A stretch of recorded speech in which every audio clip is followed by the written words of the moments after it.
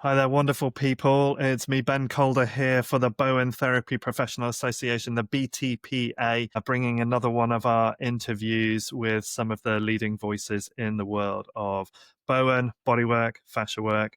And today I'm really, really excited to bring you an interview with Steven Goldstein, who founded the Fascial Therapy Institute and has been in practice next year for a continuous 40 years, starting out with massage and holistic medicine, and then moving into integrative fascia release work, soft tissue work, fascial therapy, teaching since 1992. And it's a beautiful conversation. We're looking a lot and talking a lot about fascia and the nature of being able to change tissue within the body, that discharge of the autonomic nervous system to allow that soft tissue release within the body. We're talking about the courses that he's here to run in the autumn. He's going to be in the UK this autumn, 2025, with the Bowen College and teaching some fabulous work on his foundations, on the spine, scapula, thorax, deep frontline psoas, and polyvagal theory. So you can check out the links to all of those in the description below. And before we get on with the interview, please do us a big favor, hit the subscribe button down here so you hear more about us. It really helps us to promote the work of Bowen and get the work out there. So that in turn helps bring more people into the therapy. So like and share where you can, hit the subscribe, and we really appreciate your time and attention here today. So that's enough from me. Let's get on with the interview with Steven. Steven, thank you so much for joining me here today on the BTPA podcast. It's a real pleasure to have you here on our show. Thank you so much, Ben. It's my honor to be here, and I'm excited for and really interested in sort of what we're going to chat about. Yeah, no, really, me too. Ever since I spoke to Jahan, I think it was earlier on this year, and she said to me, I've got Steven Goldstein to come over and teach some classes. And she was so excited. And I've got a lot of respect for Jahan and her energy for Bowen and the work that we do, that when she's excited about stuff, you know that we need to be excited about stuff. So Oh, we're really looking forward to having you over here in the autumn this year. And we'll get into all of that in a little bit. But yes. what I'd really like to begin with, there may be people listening that haven't come across your work before, that don't know your history. Can you give us a bit of a kind of an introduction to who you are, where you come from, and how you got here today? Oh boy. Okay, I'll try to keep this brief. So I'm an older practitioner. So I've been in practice. Next year, I'll be continuous for 40 years. So I was licensed in Washington State in the mid 80s and took my first massage course in Washington State in 1985. I had taken, no, my second course. My first course was in 1978. And there was only one school in town. And one of the people that took my course opened his own school in 84 or 83. And I was laboring in my mid 30s in a natural food co-op, and I had hurt my back, and he was a shopper. And Brian said, "Well, why don't I make you a deal here? Take my massage class and change your profession." And the timing was perfect, and it was only 6 months of instruction. And then once we were graduated, we went to the state boards, which were practical and written. I aced my written, no problem, but I almost failed my practical. I was so nervous, I couldn't believe it. And then, of course, I harder on myself than anyone could ever be. But then, I woke up and realized that no one knew my score. I passed. So within a year, I was in one of the first injury clinics in Seattle, and it happened to be a gay lesbian owned clinic. Interestingly enough, I was one of the token heterosexuals in that group. So that was sort of a funny aside. So a lot of different dynamics, let me tell you. But what was interesting, they were a massage practice over a chiropractic practice. So the chiropractic practice fed a lot of the clients. And it was like an apprenticeship. I had no idea what I was treating when I started to have things come through the door. And I made tons of mistakes. And I didn't ever hurt anybody, and no one ever died on my table, thank God. But, I didn't have lots of success all the time. So what happened then over time you begin, and it was a very that's progressive practice. So Diana Thompson ran the practice, and she's a well-known name in the massage field in the USA. And she would bring a psychologist in every month, and we would do a lot of, it was before everything was more codified in the industry, so it was sort of like the Wild West. I mean, anything was still wild in those periods. And long story short, I began to learn that just muscle work alone wasn't getting the job done. And innately and organically, I started to cotton on to fascial work. And then about in the late 80s, I got a pirated manual from John Barnes's course, one of his myofascial release seminars. And I discovered that organically I was doing similar things to what John was teaching. Then my big break came in the early 90s, in 1992, year 6 of my practice. And Diana was at this one school right around the corner from where we were at. And it was the rival school, Seattle Massage School. I was taught, Brian Udding was the person who taught me. But Brian wanted you to apprentice for a year before you could even get a paid salary. And Seattle Massage School was going to pay me straight away to be an associate. So I went on board and I never looked back. And it was interesting. The Seattle Massage School ended up having 4 campuses and about 40 instructors on staff. And among them was Drew Beal, Trail Guide to the Body, Marty Ryan, Love Your Guts, Diana Thompson. It turned out there were some nationally known educators. And we had this crazy period of infighting around what we believed in and these, and I became dubbed Mr. Myofascia at the school. And what would happen was just people would be pounding out, working on tissue with a muscle perspective, and I would just have them lighten up, go a different direction. All of a sudden, the tissue changed, and they were like, "What are you doing?" So I thought, well, they're going to call me that. I might as well get interested in it. So I did, and the rest was sort of history. I went on from there, and then I immigrated down to here to Australia, and I started my journey down here in the mid '90s, and went back and forth between Seattle and Australia. And then I met my wife in '99, and I decided to become permanent. So I got residency in '02 and citizenship in '12. And in that journey, I got a break to teach at a natural medicine college in Melbourne. And they had both what's called a clinical remedial massage program and a higher education program. So I was teaching in the remedial, and they started to wanted to bring the staff on to be degreed. So we were in a fast track degree program in the aughts. And one day, one of the osteos up and quit teaching, and they gave me the orthopedic assessment class in clinical supervision. I took it on. I didn't know much about special tests. I didn't know much about a lot of that, but teaching for me was always the bridge to learning, and that's how I've developed. Really, I would just take things on and make huge mistakes. I have to go back and correct a lot of things. They're more and more embarrassing than going back and telling your class, "Oh, I got it wrong. Let's do it this way." But after time, you develop your ability to take in information and learn. And I always was gifted with my technique. And I think even though my anatomy and the knowledge base was always could be questionable in the early days, the students recognized that what I was showing them was really powerful. And that sort of was the start, really.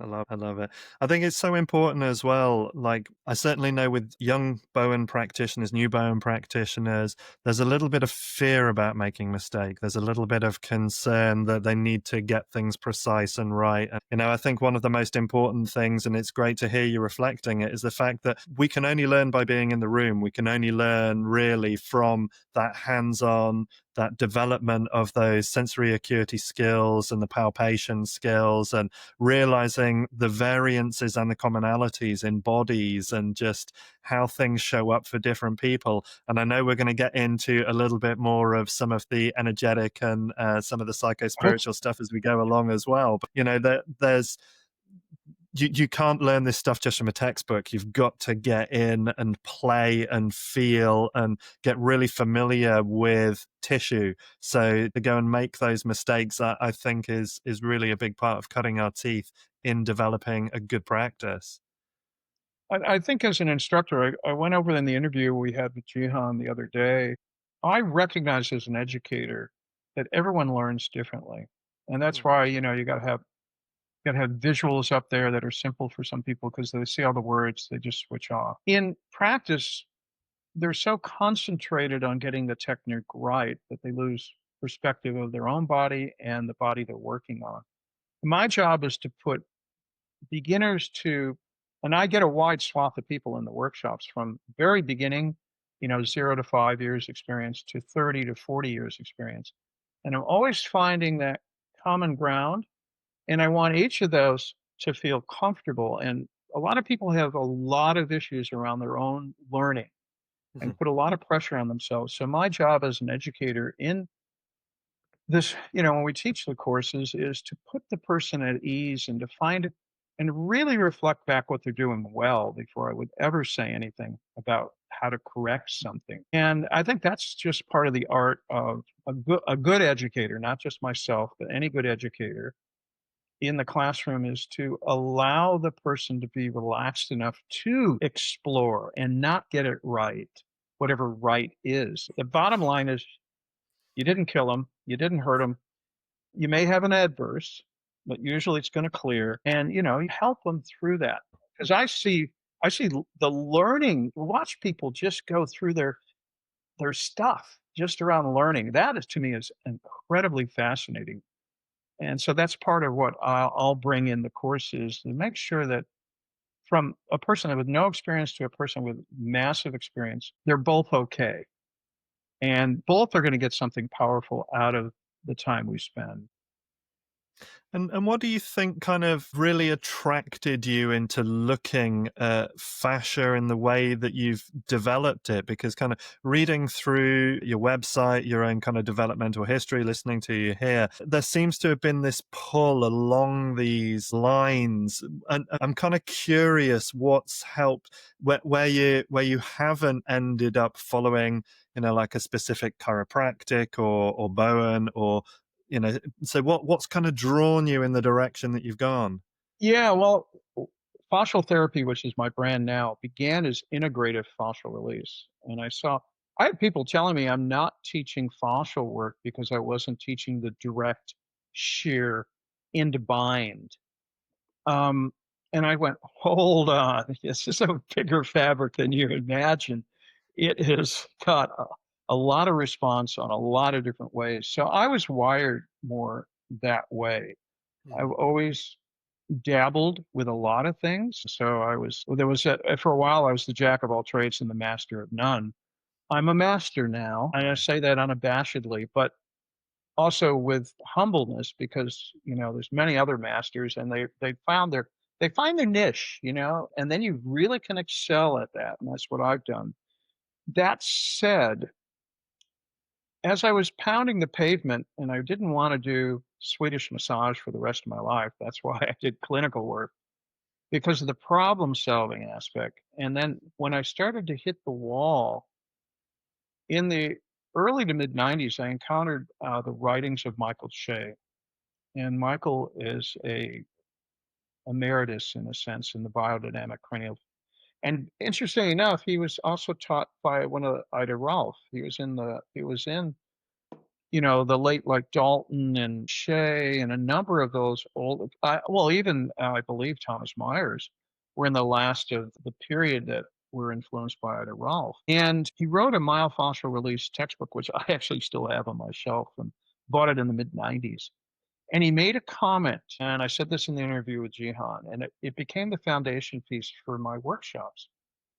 And I had a seminal light bulb go on because he said all soft tissue release, and we could debate what that word means, is predicated on the discharge of the autonomic nervous system. That was a thunderbolt for me because that basically said it's not me doing anything with my technique. It's the nervous system responding to what I'm doing and the client allowing this technique to become part of that interface of how it works.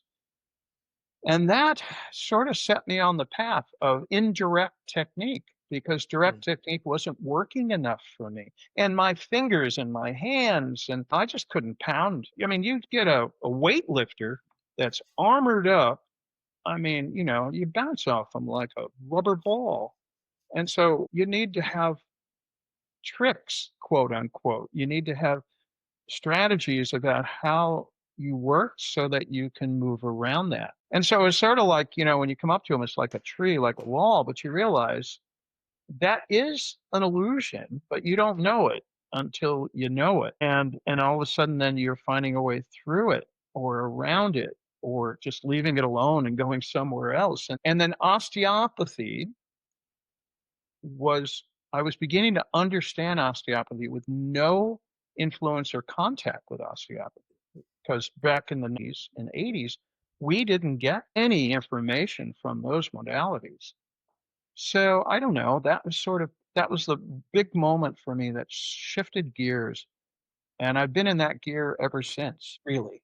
Yeah, I'm really curious. The word that, because it's interesting. I'd written down that Michael Shea quote that you just said there, because again, it really jumped out at me when I was kind of looking into your work. And the question I really have is around this concept of discharge of the automatic nervous system.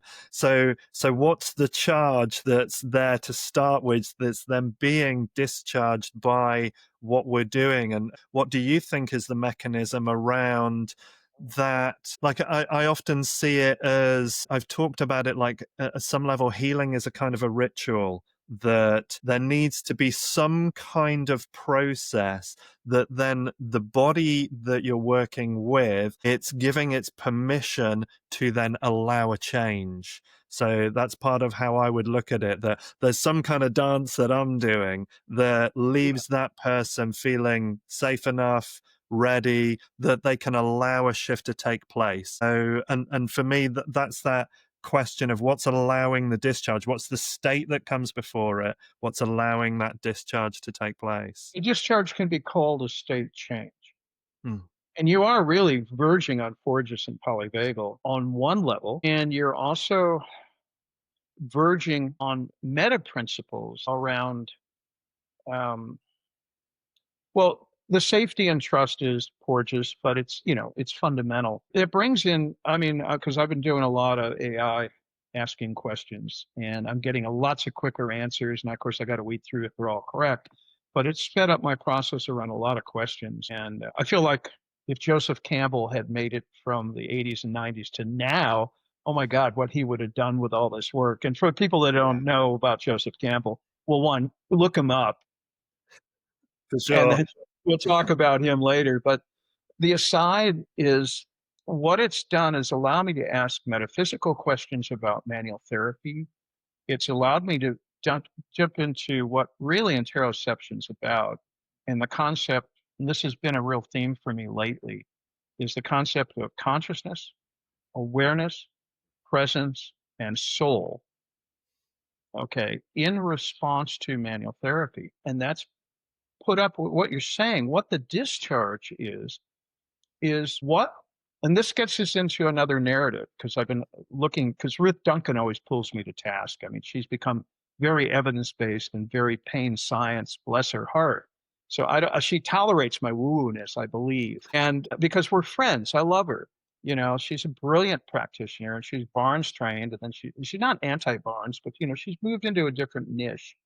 Mhm. So she's always pulling me up on stuff. And this idea that it's not just the brain. Consciousness, the brain is the lens for consciousness. Consciousness is our subjective experience and what we feel, and that awareness is also tied to sensation, and sensation is tied to interoception. So what we do with someone's body is about using the bridge and the mechanism through the nervous system interoceptively to work with awareness that brings them into a consciousness that's more than the body itself. Mhm. And that's what part of that is. So the discharge is then what occurs when the state change moves from a sympathetic into a ventral vagal or from a dorsal vagal into a ventral vagal. For those that don't know what we're talking about, the old days it was high sympathetic tone, and then that would get stuck, and then you're basically trying to get the person out of that into a parasympathetic state. And we do that with touch, and the touch is then specifically applied because now everybody does it. It's vagal tone, Hmm. and you're trying to stimulate a parasympathetic response that allows the body then to be able to shift and change. And if it's not in that state change, it can't discharge. It stays with everything. Then getting back to what I was going to say with Ruth, and I'll let you get a breath in, is she sees emotions. She's believing that emotions are really brain based. And the school I came up with is emotions are embodied based. Hmm. Now, they may not both be right, but they can't both be wrong either. Sure. There has to be some. And so I've been studying that, trying to make sense of the predictive set, which makes good sense. But I've also grew up with Kellerman, Levine, and Vanderkolk and the embodiment. And I see it when we have emotional release on the table. It appears to be coming out of the body. The brain's not seeping out, it's coming out. And the mechanism is through the fascia, which is another just extraordinary medium. And so the key here is not that it's just an encasing, wrapping garment tissue. It's a conduit of information and relationally into a quantum field. And then boom, you can go off into crazy directions. All right, I'll let you get a breath. I need to. No, honestly, Stephen, that's absolutely beautiful. I love listening to these types of discussions in the Life Force Qigong, the system that I teach, system that was developed by my next eldest brother. We look a lot at this idea of moving between perception, sensation, feeling, emotion, thought, and how we've got this process. So when you're there talking about this idea of emotions being a brain-based thing, for me, that's where the emotion has been translated up into thought, and we're using words or language or thinking about a feeling, but it's but it's not really what that is, because that's not where it originates from, and it's in its primal state. It doesn't have any language other than that of Oh, sensation. no, And it's only when we're letting that come through. there was well, I won't pull it up now because we'll get in the way of just the screen and everything. But yeah, there's been some amazing moments. I remember last year I've had these moments where I started engaging with these individuals that are so well known, like Jeff Vanderwall. He was writing about the diaphragm and made a quote, and he posed this existential question. I didn't even had to go to Chat GPT just to figure like I can converse with him. I felt like really out of my depth.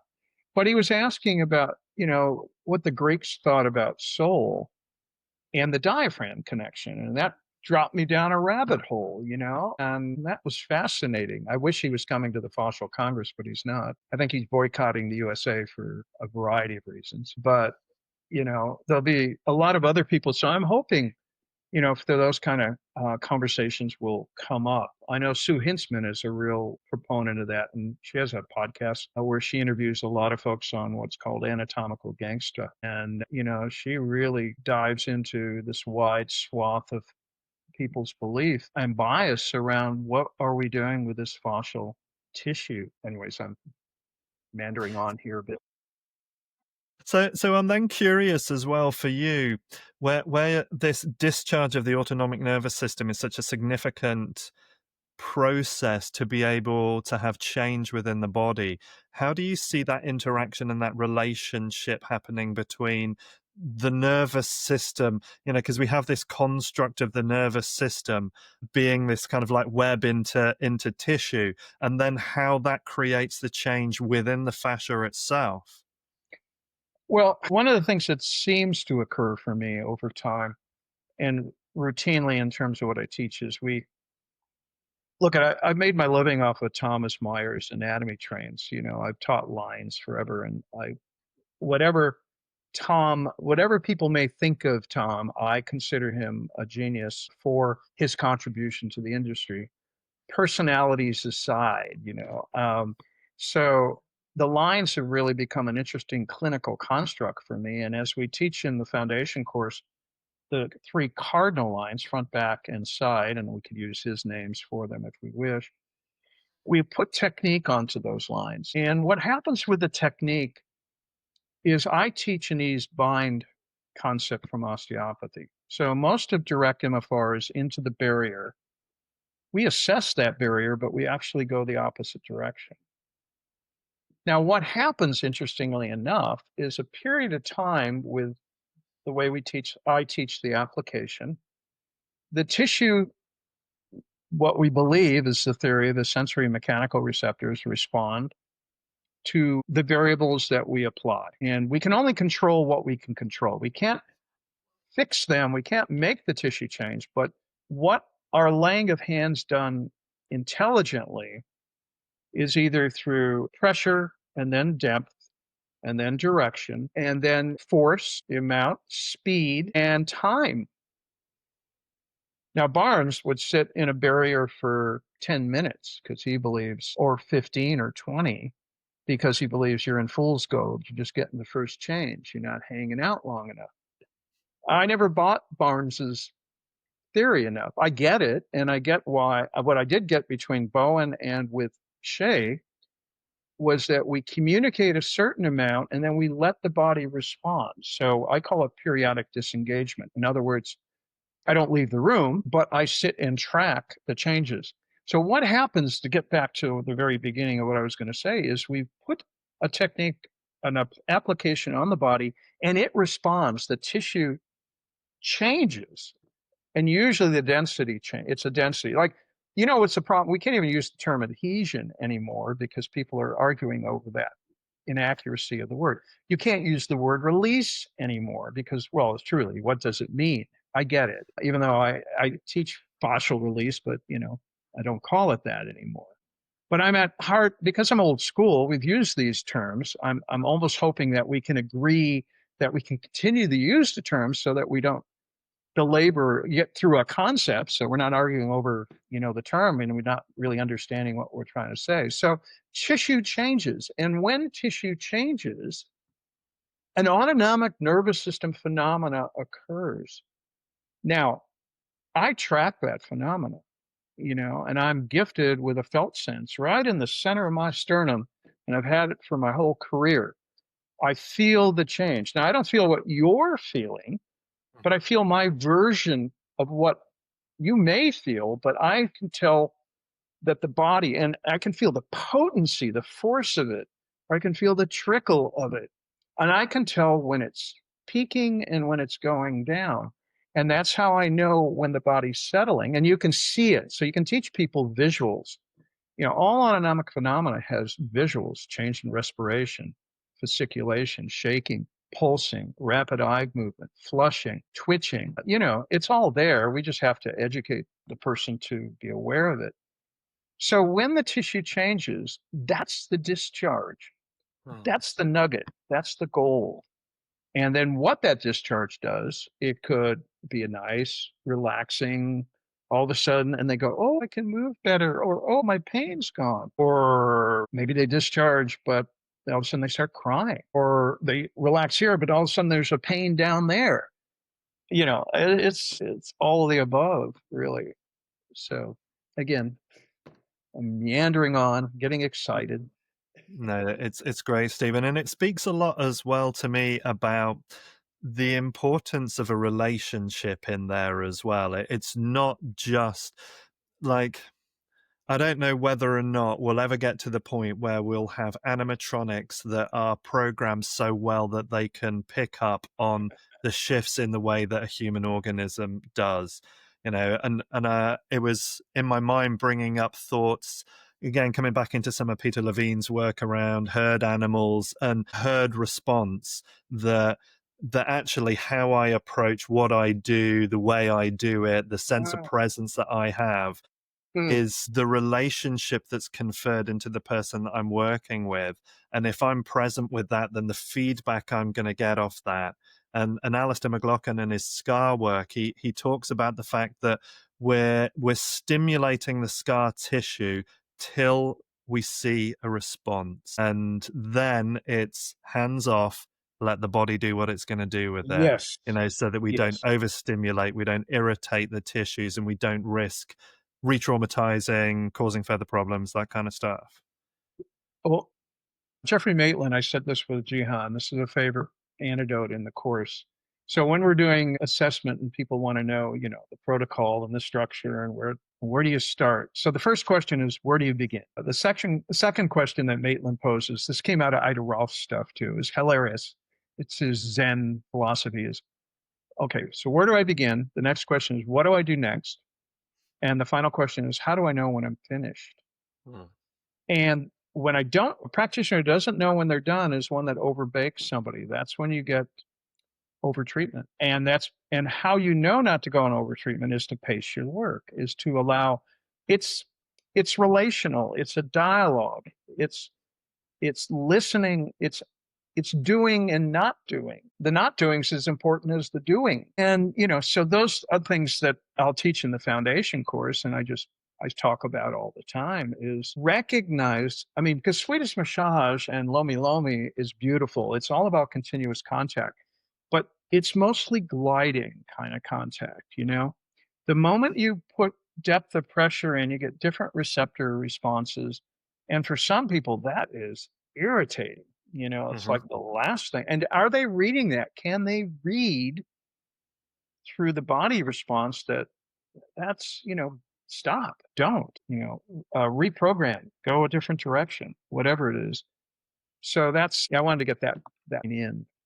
Yeah. And I think it's a good place just to start talking a little bit about what you are going to be sharing when you come over in the autumn as well. Now, we've got you down for doing 4 different classes, but you're doing them because you're over here for quite a while and you're going to repeat Yeah, some of those. Jihan enticed me over, and I have to tell you, it'll be the longest stint of my career. So it's going to be a real interesting journey in Yeah. teaching. But we just said, well, I don't know what's the future is, and at this age, I'm grabbing with both rings and going, let's do it. So So take us into a little bit about what because you're coming over to do the foundations, the spine scapular thorax, deep frontline psoas, and polyvagal. yeah, So I'd like to talk about each one of those a little bit, and foundations is always a good place to start. So yeah. what kind of stuff can people expect to be exploring other than what you were just sharing in that foundation work?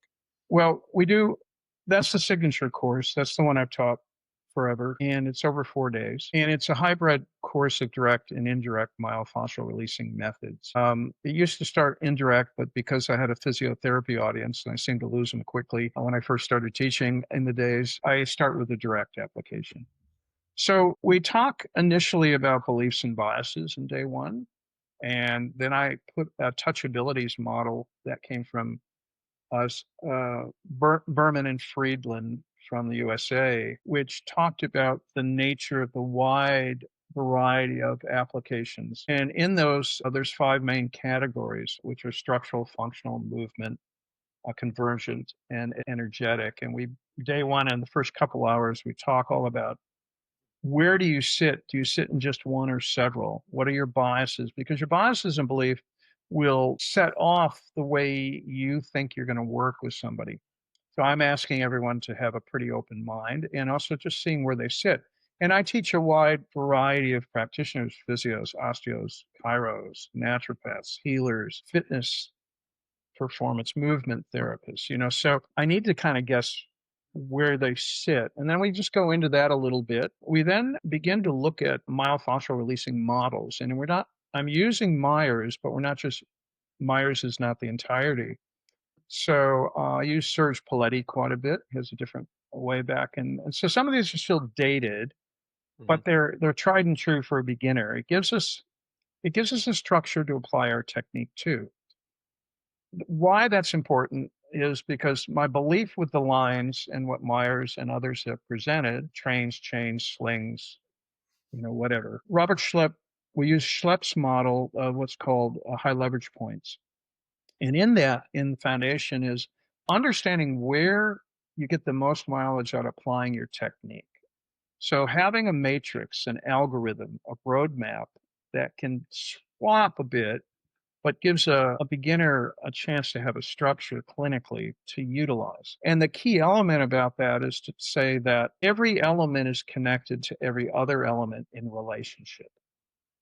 So, like with the deep front line, we can change the tummy tension by doing the toes, an MET to the toes if you're doing deep front line. I could stick my finger in intraorally or not on the medial pterygoid and also affect the psoas. So, I guess what it's saying is that relationships globally are very important. And that might be a big leap for some practitioners who are trained differently. So day one takes us through the first line, the cardinal lines in back. And on the back line, there are multiple tissue types. It's encased by fascia, but there is a hamstring tendon. There's a sacrotuberous ligament. There's thoracolumbar fascia. There's a spine, which we're not doing a little bit with. So you have joints, you have ligament, you have tendon, you have muscle, and you have fascia. And, which we don't do a lot, but a little bit, we have nerve. All of that affects the back line. And so then what I teach is each tissue will have a little variant on how I believe it responds best, but I don't have all the answers on that. And then we try to get the practitioner to vary their technique and understand how to do that. And then they begin to see the changes to the line. And, so you get those aha moments when doing less is more. So a lot of the muscle-based people press too hard too quickly because that's what muscles want. Fascia doesn't want that. And ligaments may want it and may not want it. They may want a different direction. The tendon certainly will go, okay, try your best. That's not the right direction. So, begin to teach them how to apply their technique with a fascial, everything's a fascial orientation. And it's umbrellaed under an ease bind relationship. So we teach them how to find superficial fascia and do 3 planes. So I always have them, put their flat hand on their forearm and they go up and down and which direction's easier, which isn't. Take a second direction, a second plane, and then a rotational plane. And we begin then we stack those directions, which is an osteopathic term, in planes of ease, whereas direct does planes of bind. Now, if you put 3 planes of bind on, you're lucky to be holding the thing. But when you play with ease, you get changed quickly, and then you can deal with the bind barrier. So that's all in foundations. That moves through then a more three-dimensional landscape, not just the lines, but I use Schultz's bands. So now we have connecting hoops that go from the vertical to the horizontal. Those are very high leverage points, and we put technique on those intersections. It's the intersections that get you the quicker change. So after that, if that's not enough, then we shift gears into leveraging and working with the joint dynamic. And for me, the fascial joint interplay is profound. And I teach a lot of joint work. And again, organically, it came out of osteopathy. So we'll use positional release technique for joint. We'll use muscle energy technique for joint, not muscle, because muscle energy meant it came out of osteopathy and it meant patient effort. So we are doing directional changes and we're going to use low load. In other words, no more than 10% force. So that hits joint receptors and that hits intrinsic muscles. So they learn that. And then they learn how to leverage both in compression and tension. And we teach that the application in foundations is a variety of 2 main directions, compression or tension, and then anything else is sort of a combo. So I teach them all that technique. And then on the 3rd day, we move into the nervous system work. So then we're doing what I call coordinating the 8 diaphragms, which is an osteopathic for working the respiratory diaphragm and the other transverse planes, concave or convex. We don't do a lot of pelvic floor for a variety of reasons, but we definitely do sacral occipital. We do some visceral fascial work in the foundation course. So we'll do umbilical. We'll touch the diaphragm. We'll move up to the throat. We do hyoids and cranial base. And so that's day 3. And then we finish with an introduction to the arm lines, which is a separate class, which I'm not teaching here. So they get more information than they can. I've always overloaded my courses, and that's why they all went from 1-day to 2-day master classes, because it's always way too much material. And I'm already writing a new master class for next year, which is going to be the head, neck, and jaw. And that's got a lot of different techniques, a lot of things involved, whiplash and TMJ are the two bigger components in that. So foundation class gives them a skill set to work the lines very well, to be able to use a variety of fascial techniques pretty successfully. And then they kind of have to swim on their own after that. They get the four of that. That's the foundation course. Wow. Wow. I mean, there's so much in that 4-day setup that anybody that's coming to that is just going to have, to Well, me, that sounds like Christmas. yeah, well, I taught it in Joburg in May in South Africa, and I'm always proud. People come up to me at the beginning, especially the ones that've been in practice less than 5. They go, "This is a life-changing class." And I said, "I hope so. Please let us hope it's life-changing.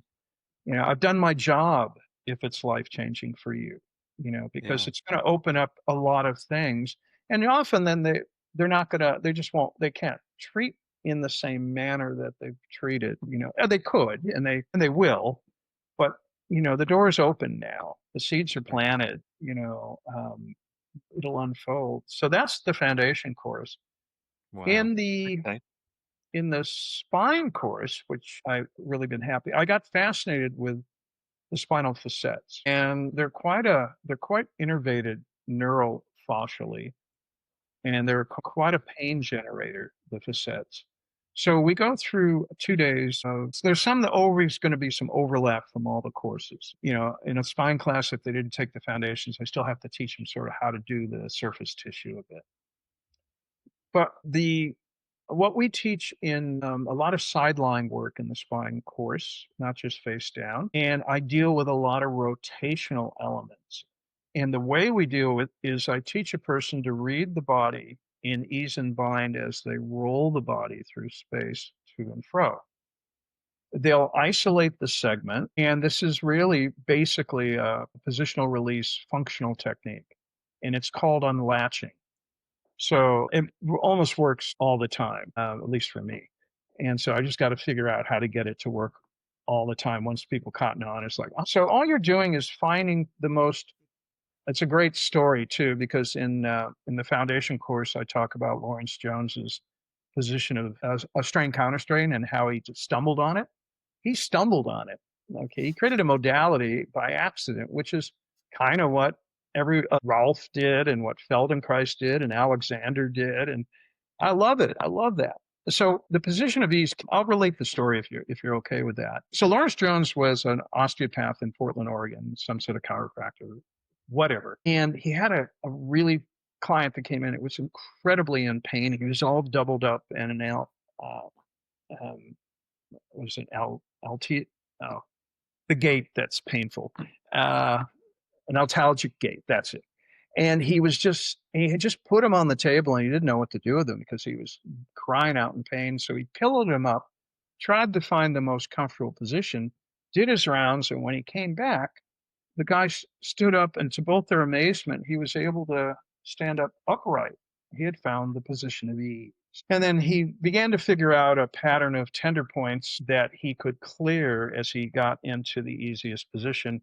And then the tissue would unravel, and it was called strain counter strain. And orthobotomy was sort of a Lincoln Arthur Paul, it's another osteo, was sort of a sideways off of that and did his own thing, which was brilliant. And so Jones was great because he had three main concepts. He had the concept of position of ease, exaggerate the distortion, and what was it? Oh, exaggerate distortion, position of ease, and there was one other, replicate the strain.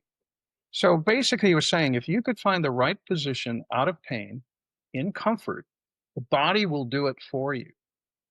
So the spinal work is similar. We find a position, and often people aren't looking for rotational strain patterns.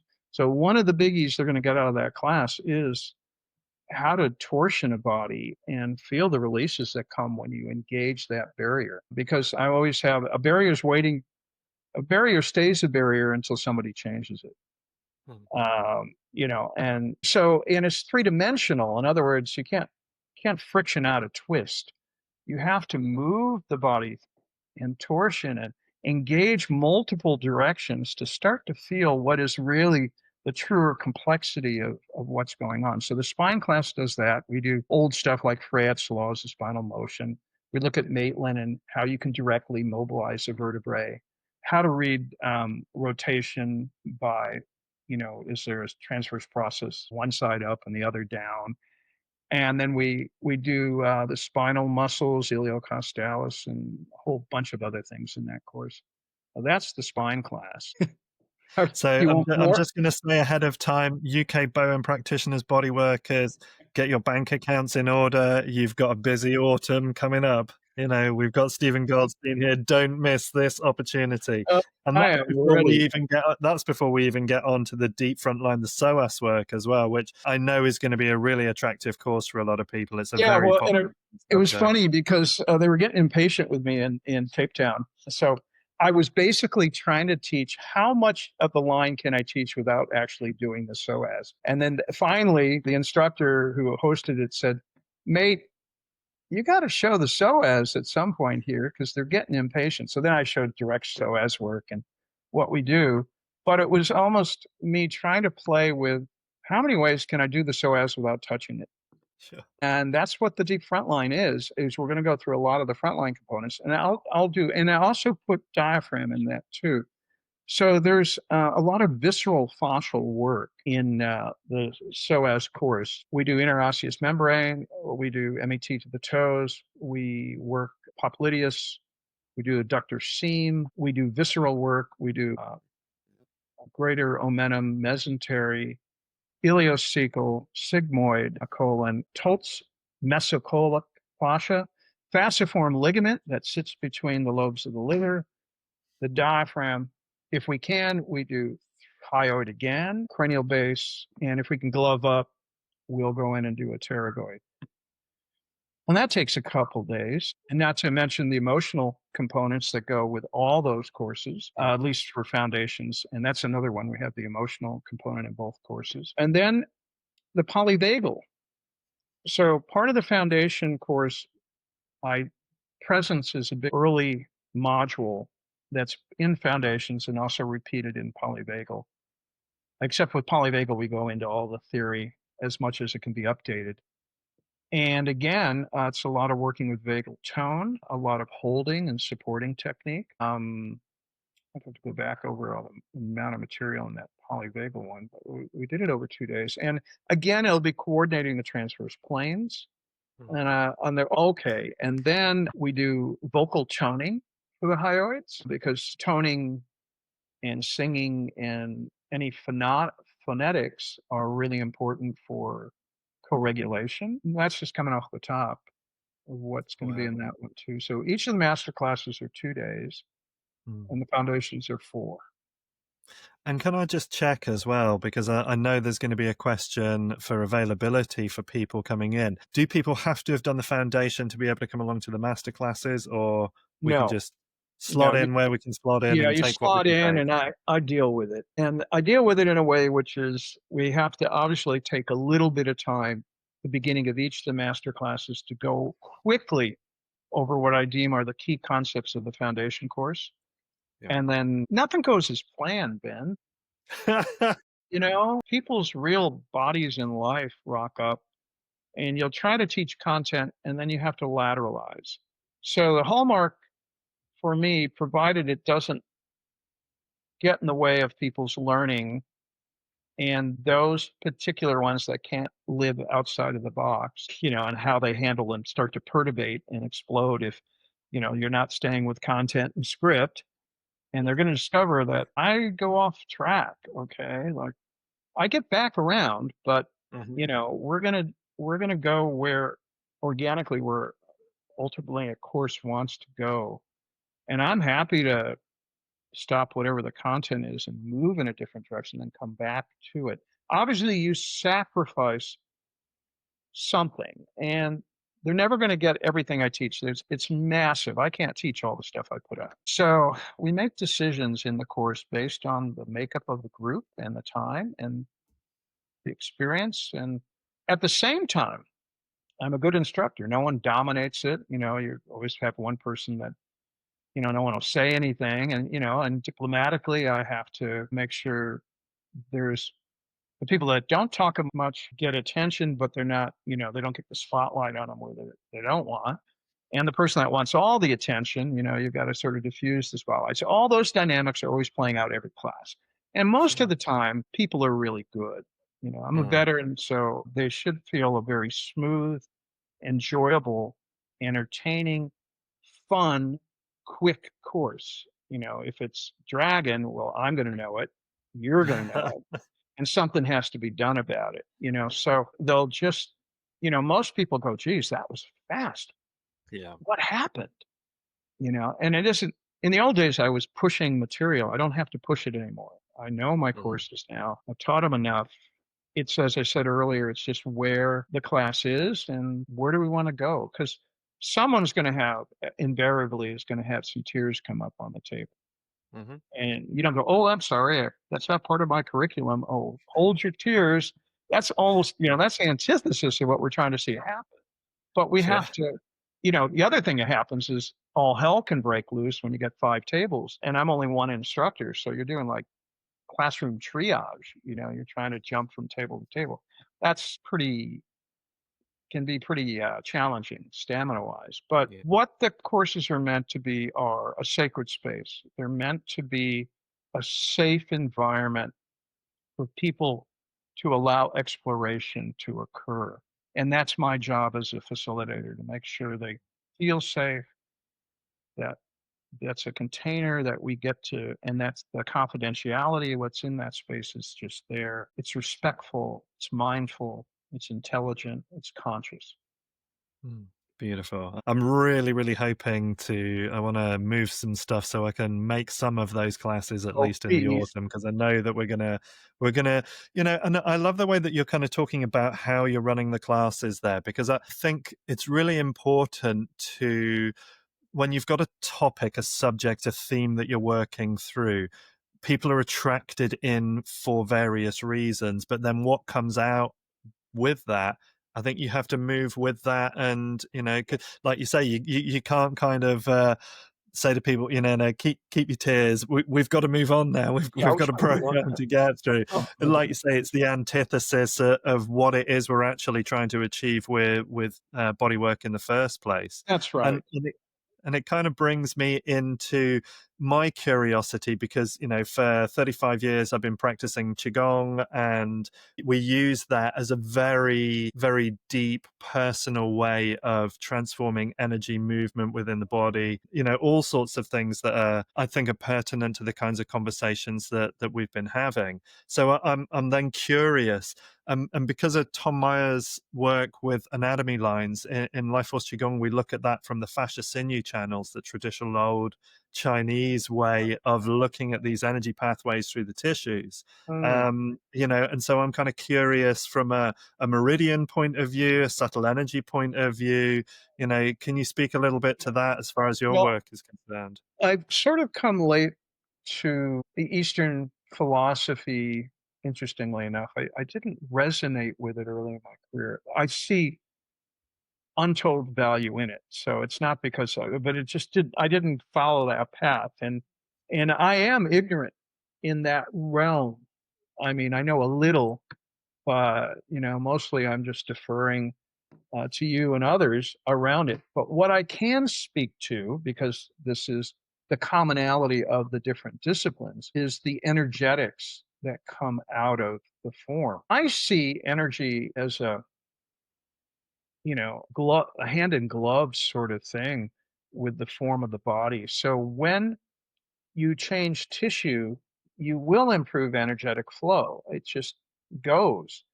The thing is, some people are aware, switched on, tuned in, resonate with energy, and others, it's like, for whatever reason, they don't. And that Mhm. could be a bias, it could be a belief. I mean, I had people with nervous system work thinking I was doing the devil's work at some time, and had to navigate the really devout Mhm. Christians who said, "Wait a minute, okay," and I had to respect that. See, in the old days, I think I was pushing agendas. I don't push an agenda anymore. The work speaks for itself. I know what I know, and I know it well, but it doesn't mean I know everything well. And all I can do is teach what I know has worked time and time, and I've taught thousands. So I get feedback that what I'm teaching is sound. Now, with energy, that's another interesting, what do you want, like critter, animal, or whatever you want to put to it. It's dynamic, it's there, and we could, I mean, in a matter of moments, I could put a pendulum on and check, what the energy centers are doing. And we do that in the biofields. I believe that it's not all just woo woo, that the interface between the physical being structure, which is from an energetic template, is the densest form, is the conduit through which all that flow goes. And we know we have electromagnetic fields, and the heart being one of the major fields. And I think I want to say that in the work, what I call my body work now is it's heart-based, soul-centered body work. So the greatest honor I have is when I get a feeling that someone's heart is open. Not everyone has that experience. So when I say that, for me, it's a tangible sense. It's like it sometimes makes you want to cry in a good way, like all of a sudden. And I think the closest that some people get to it is when they are hugging somebody with or a partner, and it's not sexual, but it's just intimate. Because really, the work we do, there is a degree of intimacy that has to be navigated and consent. But when they allow that, that you can feel that energy come up. And so there's awareness of flow. I think maybe that's the best way to describe it. And if there isn't the flow that I want, normally I'll go to open up the physical structure if I can. But I've had clients that I've had to do the energetics on first before the physical could follow. And also, what I teach is not only soul centered, heart based, but it's trauma informed touch. Everything I'm teaching, no matter what class, is trauma informed touch.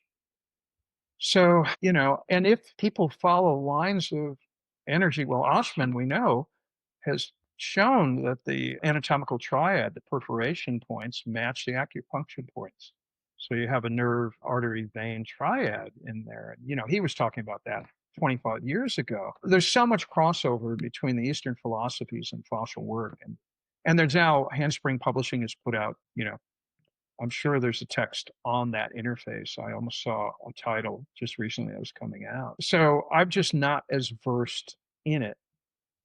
But energy flow is interesting because when I do a pendulum and say normally the centers are the second, third, or fourth, sometimes the throat. Usually these guys, 6 and 7, are flowing pretty well. But when people have a chronic intestinal issues or they've had spinal issues, then you're not going to get the flow on that. It makes total sense that there's something blocking. And sometimes you just clear it by clearing their field, and all of a sudden, boom, they're off to the races. And sometimes, you got to be into the tissue. And you can't know, all you can do is diagnostically sense that through the various ways we palpate. And you can do non-local work. Some people are very comfortable from a Reiki sort of way to work. So for me, that all just bridges in, and you'll introduce me to some things, I'm sure, when we get to have a yarn together, if we're able to do that, but that's what I can share around it. And I have a biofields 2-day masterclass that I'm teaching next weekend here. It's not scheduled over there because that was a little too woo, I think, to start. Not that For your there's first visit, maybe, yeah, Yeah, sure. the next visit, if I get a return, let's just get the first one going. But the fun of that course is I use tuning forks as well. And the little story of the tuning forks is I got them not for energetics to start with because I was frustrated with how dense the tibia was. And I figured if I vibrated it, maybe, the tissue around it would relax. And it started as a physical use of the tuning forks that became quite energetic afterwards. And that's what I'm going to teach them in the biofields. Day one is how to use the tuning forks on the body to use the vibration that we can't vibrate the same way. Mhm. And that's a touchability. Who was it? The guy who did harmonic oscillation work. Oh, I've got it on my shelf.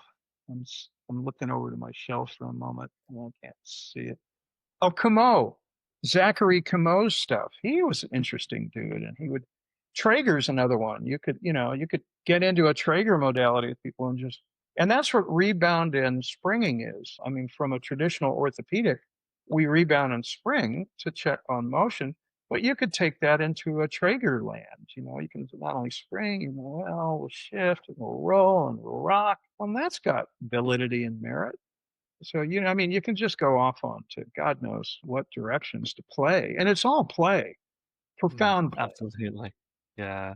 I mean, I know one of the things that some of my clients find really interesting. I've got quite an extensive set of tuning forks, and I'll use kinesiology to pick the pitch, and then which acupoint to apply it to, and whether or not you're using the heel of the tuning fork physically touching, or you're just projecting the sound down onto the So, acupoint, and especially when that physical heel is touching, just the resonance and where it can move to in the body because you're putting it onto specific points on channels and the changes that you can create from that. So simple, so subtle, profound in their nature from something so simple. I mean, and of course, the sound is not only on the body, but it's in the space. And we know that we get different frequencies are used for different purposes with the space as well with Mhm. the body. That's why you have a whole spectrum. And then, of course, there's what forks you're going to use from solfeggio to chakra to whatever. And, it doesn't, it matters, but it doesn't matter. It just depends on once you understand what you're trying to do with them, are they effective?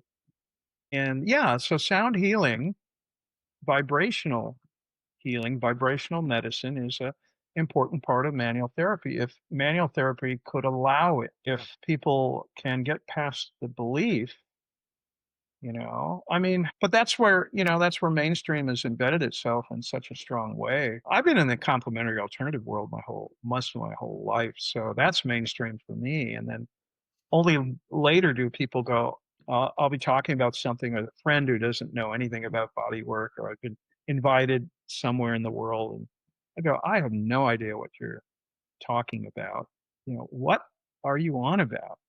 And I'm like, oh, okay. I didn't read this audience very well. It's like, oh, did I let something out that I should know? Um, but now as I'm getting older, I'm pretty transparent.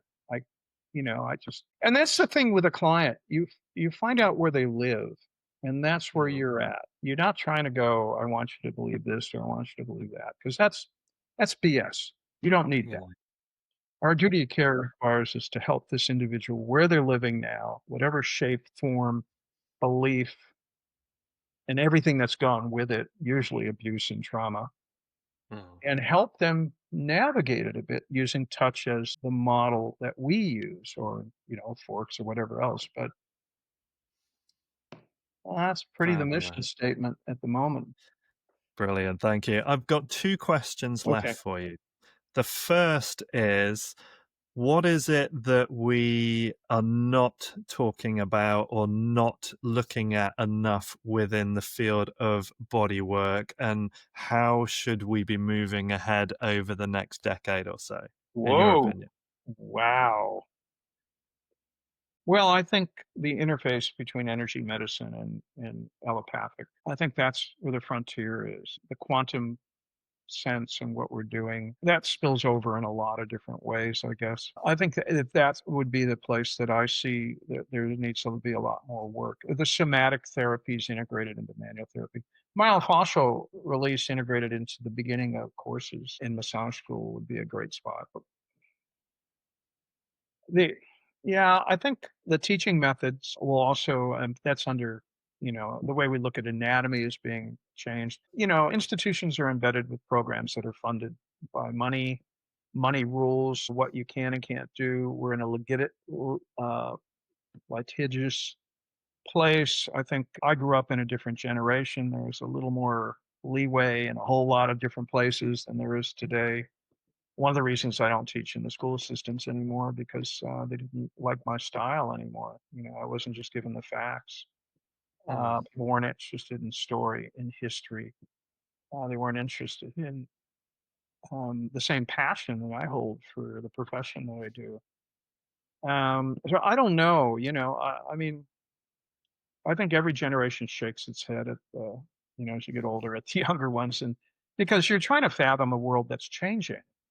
Mm. And I think what we're needing to be is we need to be flexible as much as we can.